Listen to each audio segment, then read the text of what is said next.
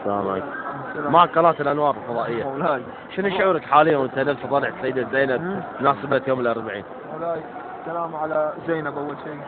نعم. إن شاء الله يتقبل منا بحق هذه السيدة العظيمة الصابرة على جميع المصائب من جدها رسول الله للإمام السجاد عليه السلام.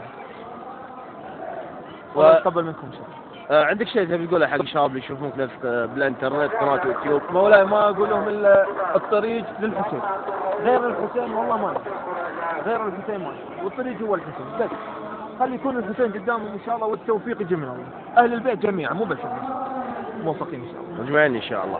كان هذا معكم لقاء حصري مع الرادود عادل مناسبة يوم الأربعين من موقع مولاتنا السيدة زينب.